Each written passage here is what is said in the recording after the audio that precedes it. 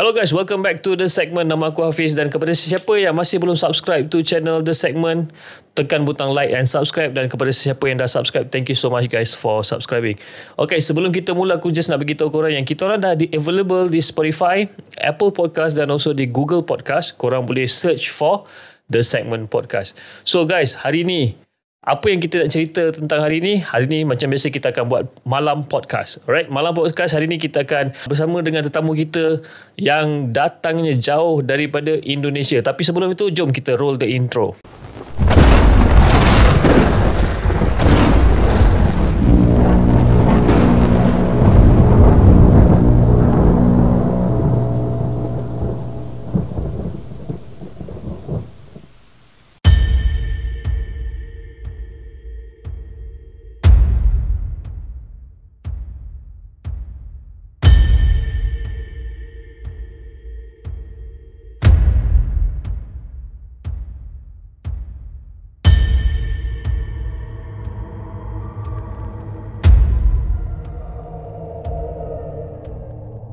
Okay guys, so seperti aku cakapkan tadi, kita ada satu caller ataupun satu subscriber kita yang datangnya dari Indonesia, jauh guys, daripada Indonesia, dan dia dalam talian sekarang. Hello, siapa di sana? Halo, perkenalkan nama saya Vigra Chandra. Okay. Saya berasal dari Surabaya, Indonesia. Okay. Sekarang saya mau berbagi cerita tentang pengalaman yang sedikit horor ya. Oh, okay. Tapi sebelum Vigra start dulu, namanya Vigra dah, Vigra Chandra ya? Iya, betul. Okay, jadi Vigra umur berapa ya Vigra sekarang? Sekarang umur 24 tahun. Oh, muda lagi ni, 24 tahun. Kan? Jadi sekarang masih belajar ataupun sudah kerja ke macam mana? Saya udah bekerja lah sebagai desainer. Oh, designer. Designer jadi macam apa? Designer buat baju begitu ya? Iya, buat baju, buat packaging, logo dan semuanya. Oh, okay. Bagus juga ni guys. Kalau sesiapa yang nak perlukan perkhidmatan Vigra Chandra ni, mungkin kita boleh letakkan email dia dekat bawah dan korang boleh contact dia. Okay? Okay Vigra, maybe Vigra boleh start untuk ceritakan pengalaman horror ataupun pengalaman seram Vigra semasa di Surabaya, Indonesia. Teruskan. Oke. Waktu itu saya tengah pergi mau liburan di salah satu kota di Indonesia ya. Kota itu bernama Yogyakarta. Oke. Cerita seramnya itu dimulai di sana, di sebuah hotel yang arsitektur dia tuh nggak modern, jadi agak lama lah. Oh, jadi maknanya dia punya architecture bangunan tu agak lama lah. Bangunan dia macam bentuk-bentuk lama ya? Ya, betul. Dan banyak bangunan tu dibuat dari kayu-kayu lama. Oke. Nah, waktu perjalanan dari Surabaya ke Yogyakarta, kita udah merasa nggak bagus. Sebab tak izin dengan orang tua. Oh, okay, alright. Oke, sampainya di Yogyakarta, kita menuju ke hotel itu. Lalu kita check in apa semua, terus kita masuk dalam bilik lah. Kita lepak bentar, terus waktu di dalam hotel tuh macam ada lorong-lorong kan. Oke. Nah, lorong-lorong tuh ada lukisan-lukisan juga. Ada lukisan macam Pak Tua, bapak-bapak berpakaian baju lama juga. Oke. Nah, itu yang lukisan tuh yang jadi yang menarik perhatian saya. Macam lukisan ini aneh ya, gitu loh. Oke, jadi hotel ini nggak ada level, hanya satu tempat kotak aja gitu. Oh, satu arah saja lah. Satu arah saja terus. Oke, akhirnya kita mau habis istirahat tuh kita mau pergi kan. Pergi tuh jumpa Pak Tua juga. Saya ingat itu orang yang bersih tempat tuh. Terus aku nampak orang itu tapi macam biasa aja. Aku lalu aja terus. Malamnya kita balik nak rehat. Lepas dari pusing-pusing Jogja kan. Terus kita rehat. Nah, malam tuh agak pelik juga. Pelik nih, suasana macam tak tenang. Lepas tuh dalam kamar mandi yang pintunya kayu-kayu lama tuh, itu ada orang ketuk, tapi pelan. Tok tok tok tok tok. Oke, aku tak bangun lagi. Just simpan aja cerita itu. Oke, sambung esoknya kita pergi ke tempat wisata lagi. Lalu tempat wisata tuh namanya Taman Sari, itu macam pemandian raja dan ratu masa dulu lah. Nah, di tempat tuh juga banyak spot-spot tua gitu kan. Saya nampak perasan tuh ada bapak tua yang macam di lukisan tuh. Tapi dia tengah berdiri. Tengah berdiri di sebuah lorong. Nah, selepas dari sana saya pergi ke sebuah bioskop, tengok movie lah. Tengok movie-nya Annabelle. Annabelle, okay, alright. Nah, di bioskop tuh kan habis tengok movie Annabelle tuh, lagi-lagi saya tengok bapak tuh. Bapak tu masih ada dekat dalam wayang tu? Bukan dalam wayang, tapi dalam macam dia tempat kamar mandi wayang tuh juga ada. Rasanya di situ. Okay. Tapi nggak nampak jelas lah. Saya kan berdua nih dengan kawan saya, perempuan juga. Okay. Terus kita balik ke hotel. Di hotel lagi tuh nampak Pak Tua tuh. Masih nampak lagi? Nampak lagi, tapi macam lewat aja, nggak yang dia berdiri tuh, macam dia gerak aja. Okay. Masa nampak dia dekat hotel tu, dia dekat mana maksud tu?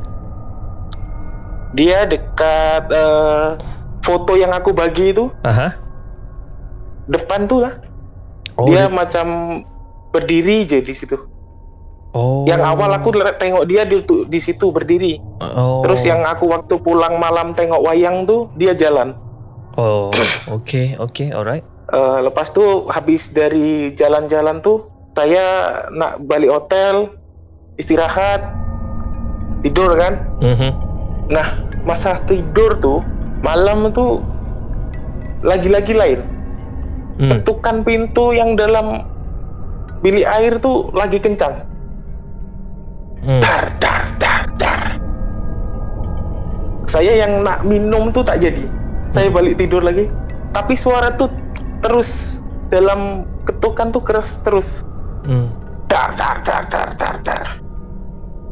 Nah, esok paginya saya tanya ke resepsionis, semalam ada orang betulkan apa gitu. Betulkan apa-apa benda di dalam hotel tuh. Kata dia tak ada. Semua settle aja. Nah, di malam terakhir nih yang lagi berat sebetulnya. Di malam terakhir tuh kita tidur lagi, prepare udah barang, besok pagi mau balik lagi kan. Kejadian ketuk pintu tuh lagi keras juga. Dar. Akhirnya saya nak berani buka kamar mandi itu.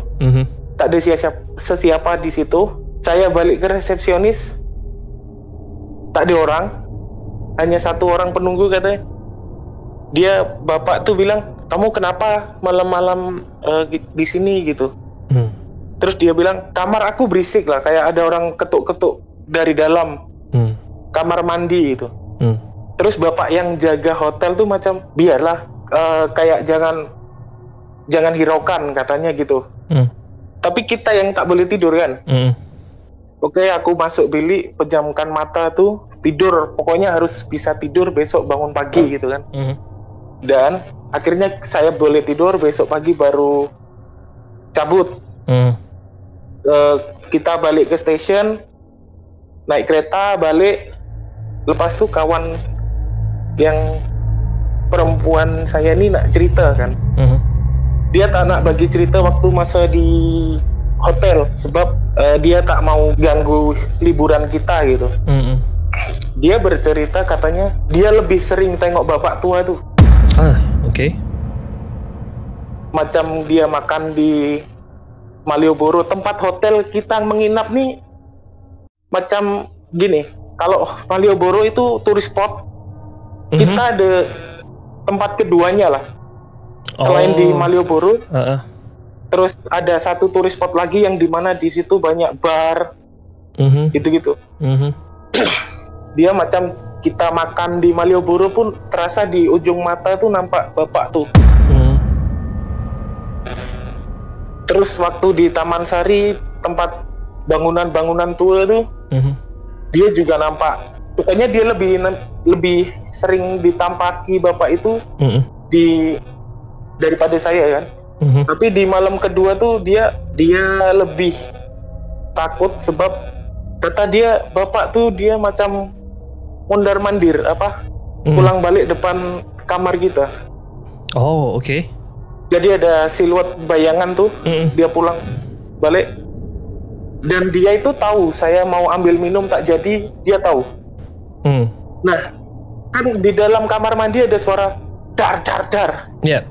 Tapi bapak itu ada di depan pintu. Jadi nggak di kamar mandi. Jadi maknanya ketukan tuh di depan pintu? Di kamar mandi, tapi bapak tuh di depan pintu. Oh, oke. So ada rasanya ada dua benda tuh. Nah, waktu kita dekat hari ketiga, saya yang udah capek tuh, dia kan duduk dalam bilik kamar. Dia di kamar mandi. Suara tuh bukan di dalam kamar mandi tuh, bukan, tapi di atas kamar mandi tuh. Oh, ya masa hari ketiga tu ketukannya tu bukan dekat bilik mandi, tapi dekat bahagian atas. Atas bilik mandi ya, dia dalam bilik mandi. Oh, okey. Dia dengar suara tuh. Okey. Nah, sesampainya kita check out, bapak yang satpam semalam saya temui itu bilang gini, kamu kalau diganggu benda-benda itu jangan bikin report ke orang ya, atau jangan sebutkan nama hotel ini gitu. Karena dulu sebab ada orang cerita macam tuh, hotel tuh jadi tak laku. Iya, oke. Nah, hotel tuh ternyata cuman ganti nama aja, Bang. Masih ada lagi sampai sekarang, tapi cuma dia tukar nama lah. Iya, benar, masih ada. Dan hotelnya itu bener-bener di tourist spot. Rasanya kalau kita pergi dengan travel atau apa, kita pasti dibagikan di daerah situ. Nah, yang lukisan tuh kan, bapak tadi nih kan ada lukisan banyak. Iya. Tapi bukan bapak yang lukisan tuh yang saya tengok seram tadi, bukan. Ternyata ada beberapa lukisan lagi yang orangnya aneh, pelik lah. Jadi saya nak deskripsikan lukisan tuh kan. Bapak tuh tua, hisap rokok, pakai baju adat lah. Tapi aku yang tak paham tuh kenapa dia kacau kita kan. Jadi aku tanya balik ke resepsionis, kenapa kok ada suara-suara seperti ini. Katanya memang dia suka suka ganggu orang-orang yang dari jauh lah, rasanya gak tahu aku gimana. Tapi tak nampak lah semua benda tuh. Hanya ganggu suara, tengok-tengok aja. Tapi itu cukup buat aku takut lah. Maksudnya takut kalau nak datang lagi ke suatu tempat, tak nak cari benda yang, tak nak cari hotel yang kayak begitu gitu. Ya, kalau maknanya kalau datang nak bercuti lagi, aku rasa kena cari hotel yang lebih moden. Ya, betul lah. Yang tak ada lukisan-lukisan lama di dinding. Di situ bukan hanya lukisan, Bang. Ada sepeda-sepeda tua. Oh. Bangkai mobil tua. Dia macam buat properti itu buat foto. Oh, okey. Jadi maknanya dia ada macam barang-barang atau kenderaan-kenderaan lama, dia buatkan sebagai satu props untuk orang ambil foto. Okey, faham. Banyak cermin-cermin lama juga. Itu aku, weh, ini hotel dari masuk udah aneh gitu kan. Jadi kalau mau sebut hotelnya bisa sebetulnya ini. Iya. Tapi kalau kamu cakap hotel tu dekat area Malioboro dan dia adalah salah satu tourist spot, aku rasa aku tahu hotel tu. Pastilah. Kan? Sebab dia dekat banget dekat tempat-tempat seperti itu. Sebab dekat belakangnya aja sih. Sebab dekat Jogja, Malioboro memang tempat yang paling orang kata paling keren lah kan.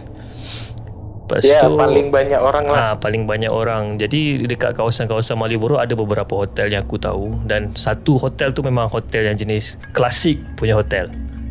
Kan, hotel macam hotel terlama. Dan kalau itulah hotelnya, dan mungkin aku tahulah hotel tu. Rasanya udah umum ya. Udah banyak orang tahu tuh tempatnya. Tapi mungkin ada juga orang yang tak tahu, dan ada juga orang yang masih bercuti di sana. Aku pasti. Pasti sebab dia murah, facility bagus, dan dekat. Yang orang cari biasanya dekat dengan Malioboro tuh. Jadi ini adalah satu-satunya Vigra punya pengalaman seram, ataupun Vigra punya pengalaman seram yang lebih banyak selepas ini? Rasanya ada yang lain, tapi kita saya share cerita yang ini dulu lah. Boleh, no problem. Bagus juga cerita ni Vigra, sebab yalah, Vigra daripada Surabaya fly pergi ke Jogja untuk bercuti, ya. Lepas tu pergi ke hotel lama dan diganggu oleh orang yang di dalam lukisan. Jadi orang yang di dalam lukisan tu memang serupa sebiji orang dekat dalam lukisan. Sebiji banget. Mirip banget dari bentuk tubuh. Gestur badan juga semua sama. Ya. Yeah. Cuma Vigra tak bertemu dengan dia secara face to face lah cuman satu kali jalan kita jumpa itu aja. 2 kali jalan jumpa gitu aja. Berselisihan lah begitu. Berselisihan. Seram juga tu Vic. Kan? Iyalah. Ini kejadian ni pada bila Vic? Masa bila? 2 tahun lepas. 2 tahun lepas. 2019. Maknanya Julai awal lah. Awal Julai 2019. Terus kalau selepas pada pengalaman tu, Vic memang terus tak nak pergi lagi lah Jogja? Bukan tak nak pergi Jogja, tak nak pergi hotel tu lah. Hotel tu dalam foto memang cantik lah. Iyalah. Tapi seram. Tapi masa Vic pergi tu ramai orang ada dekat situ masa tu? Nah, hotel tu rasanya cuman 4-5 kamar kot keisi. Sebab kamar tu tak banyak. Rasanya cuman 4 atau 5 kamar aja terisi. Tapi memang cantik lah hotel tu. Ada kolam renang juga kan. Tapi ya itulah. Selalunya bila jadi benda-benda mistik paranormal macam ni kan, selalunya dia antara dia mau kacau ataupun dia cuba untuk meninggalkan pesan untuk kita faham apakah pesanan-pesanan dia kan. Tapi tak tahulah, sebab yang ni pun cara dia kacau pun lain kan. Cara dia kacau pun macam ketuk pintu, mundar-mandir dekat depan bilik kan. Jadi kita pun tak tahu, kita pun tak faham apakah pesanan yang dia nak sampaikan sebenarnya kan? Ya betul. saya merinding ingat. So guys, kalau korang nak tahu guys, sekarang aku dengan Vigra ni kita tengah berpodcast malam ni sekarang pada pukul 1.40 pagi di Surabaya. Jam berapa sekarang Vigra? 12.34. 1 jam di belakang lah. Jadi maknanya sekarang Vigra bercerita dengan kita pada pukul 12.30 malam di Surabaya, dan dia pun kata bila dia bercerita dengan kita tentang pengalaman seramnya di Jogja, dia rasa seram sejuk di rumah. Kamu tinggal seorang ke di rumah? Iya, tinggal seorang aja. Kan orang mama dan adik-adik pada di rumah sebelah. Okey lah. Dan Masih ada adik-beradik dan masih ada ibu di rumah sebelah. So kira okey lah. Tak adalah takut sangat kan. Ya. Okay, Vigra, thank you so much Vigra sebab sudi berkongsi pengalaman seram Vigra dengan penonton-penonton di segmen. Okay, sebelum kita mengakhiri kita punya podcast untuk malam ni, mungkin Vigra ingin sampaikan apa-apa ucapan ataupun apa-apa pesanan kepada kita punya penonton. Silakan. Yang paling penting kalau mau bercuti, jangan lupa izin orang tua. Sebab saya tak izin waktu itu. Jadi mungkin itu pesanan orang tua tu.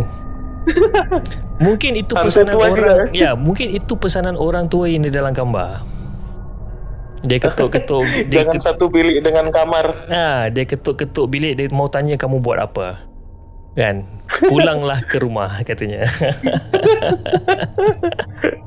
Alright. Okay guys, aku rasa itu saja untuk perkongsian Vigra dan perkongsian The Segment untuk korang pada malam ini. Kalau korang ada apa-apa cerita yang korang ingin kongsikan dengan The Segment, korang boleh hantar email kepada kami di hellosegment@gmail.com ataupun korang boleh DM kita orang dekat Instagram @hellosegment. Okay, aku rasa itu saja untuk malam ni. Jangan lupa like, share dan subscribe channel The Segment, dan kita akan jumpa lagi on the next coming episode. Assalamualaikum.